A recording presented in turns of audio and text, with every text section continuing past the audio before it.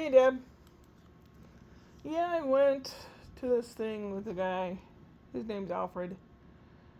He, let's see, what was he dressed up? He dressed up in like a kilt and stuff. He was all decked out, and I had a kilt and banner and everything. Was this plaid?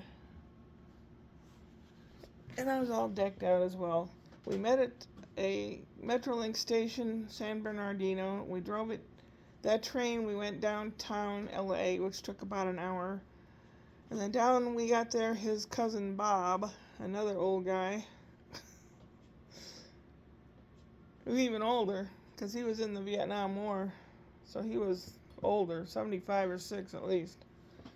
And we drove towards Ventura, which is north along the shore, like it's north to about an hour north.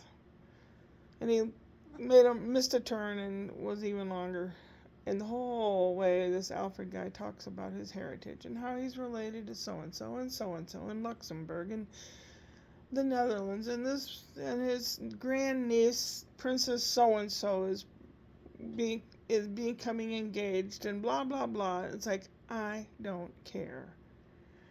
You're not impressing me. What impresses me is a nice, kind human being that just wants to enjoy the day. That's what impresses me. So I wasn't impressed, but I heard about it all, all day. And Bob was a little more down to earth, regular type of guy. Although he did talk some lineage as well. He's from one of the families, the 7 founding families of Los Angeles. Blah blah blah blah blah blah blah. And I'm in the car and I'm thinking, am I being taken to some sleazebag motel for some weird porno? Or just dump me out here, I'll walk home. It's like, oh my God. We made it there, and they had rows of clan booths like the the Douglas, the McDougal, the Monroe, the Donahue, all the various clans. And you could stop and look at the history of your clan and what part of Scotland they're from. But the Stewart did not show up. They had a falling out with the managers of the whole thing. Figures, it sounds like my ex-husband and his clan, his family. And where they're, I'm only there by marriage, but I was there to have a decent time. And we listened to bagpipes, and we saw some of the Highland Games. It was pretty crummy. Not much to it. Cost me $20 to get in. And then they had, you could get fish and chips or meat pies. The fish and chips did not have a line there, and they were $20 for fish and chips. The meat pie line also sold Scotch eggs, which is a hard-boiled egg covered with pork sausage, dipped in egg and battered and fried. I guess it's a good, wholesome protein meal, whatever. I got a lamb and rosemary meat pie. Oh, to die for it. $12. And the Scotch egg was 10. But so good. My feet were killing me. And I talked to Bob while Alfred was off talking heritage to everybody. And I was like, I want to go home. And Bob said, well, when's the last train? And of course, Alfred knew the last train was 9:30 or something. And I thought, no. If we miss the last train, I am not going to be down here with these guys. No. So he's, well, let's eat something, Bob says, because Bob didn't eat anything. Let's go eat something. We stopped in Chinatown, which is not as wonderful as it used to be, apparently. We stopped in some little hole in the wall called the Mayflower on Spring Street. A little Asian lady had never seen people dressed up in tartan stuff, kilts and all that. Alfred had changed back into his sweatpants, but I was still all dolled up. I didn't have any change of clothes. So he must have told her I was an emissary or something. So she started treating me like royalty and bowing, and the food that was served filled the whole table. Oh my God. And I kept thinking, I want to go home. I'm looking at my watch all the time. And finally we got to-go containers, a few of them. And we're I was edging toward the door like, let's go, let's go. I don't want to miss this train. We got 10 minutes to get this train. And I had to pee. Not real bad though, but oh no, you can't leave. We take picture. Put you on famous wall. They had a wall of famous Asians that had been in their place. So I was gonna be somewhere down in Los Angeles is a little Asian restaurant with a picture of me. God. We made it to the train station in time to run to get to the train. I didn't know there were bathrooms on the train, but I hadn't gone in the station to go, and I'm thinking, will I make it all the way to San Bernardino? Like an hour. I thought, yeah, I can make it. 2 stops before we get off. Some strung out lady and her 3 bratty kids that were jumping all over everything. Somebody reported them, and the train stopped, and sheriff got on and talked to them, and the security came over and talked to them. They were in the same car as we were. And outside on the train station at Rialto or wherever it was, I don't know where it was, it said, train is delayed due to unruly passenger. Oh, fuck. I'm never going to get home. Finally, we get back to the station, and I start bolting toward my car. I didn't even want to stay, hang around or nothing. He said he was parked down half a block in the parking structure, so I took him down to his car.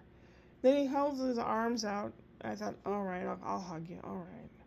So I hugged him. Then he holds his arms out again, and I'm thinking, what, another hug? And he tried kissing me, but I turned my head, and it was like, I want to go home. I drove like a bat out of hell. 1, because I wanted to get home. 2, because I had to pee. Did I make it? I made it to the driveway. As soon as I opened the door, put my leg out to get out of the car, and just let loose. I just could not hold it. I thought, fine, go pee in the driveway. Just pee.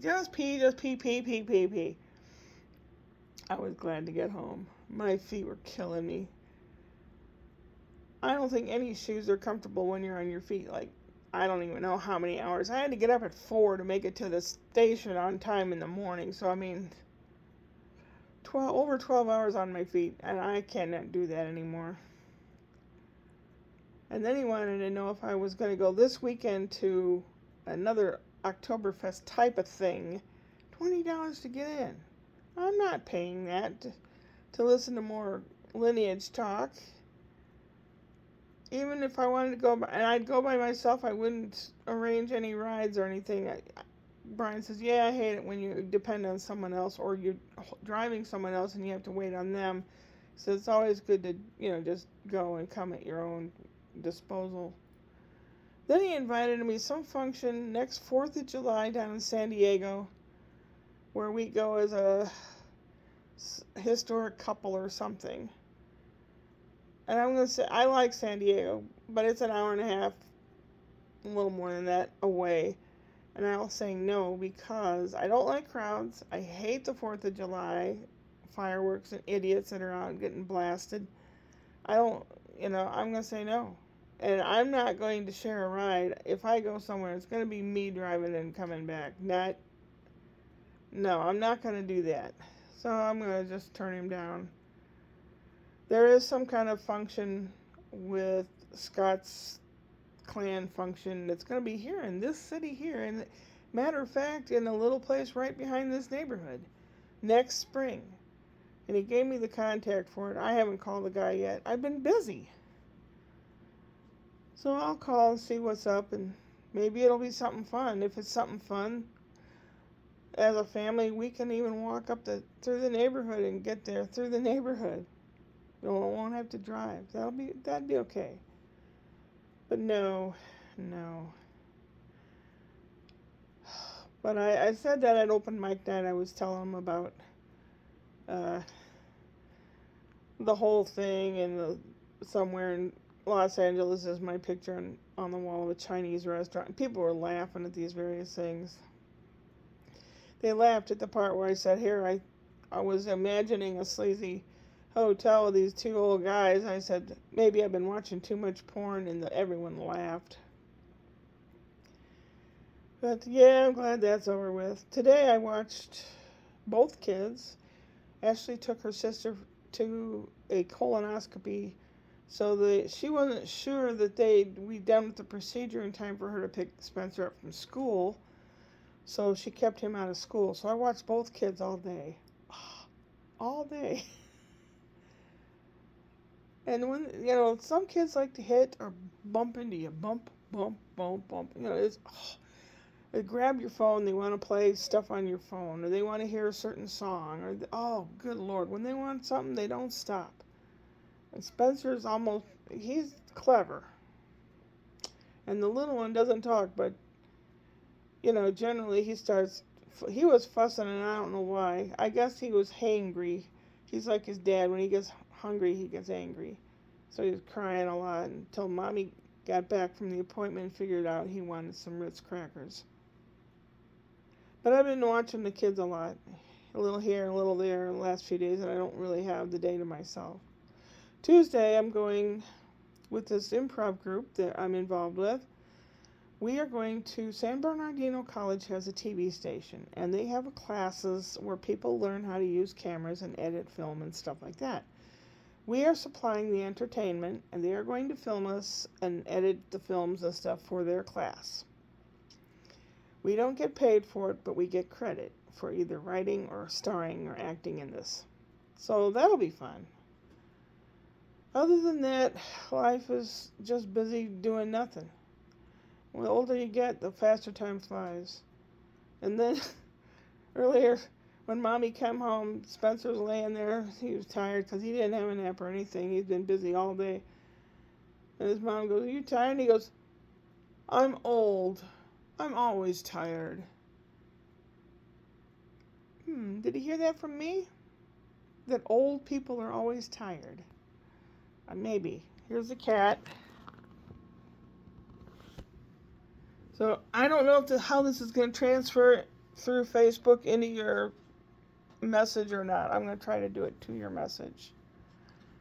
Hope you're doing well. It's starting to get cooler here. Not really chilly or cold, but it's a lot cooler. Actually, I have to wear long pants and long sleeves and maybe a jacket. But it'll get there. I get to watch both kids tomorrow night while Ash and Brian go to a Halloween party. By the end of the weekend, I am going to be totally worn out. I watch the baby on Monday, too. So I'm pretty busy being a grandma, but that's okay. They're only young ones. Take care.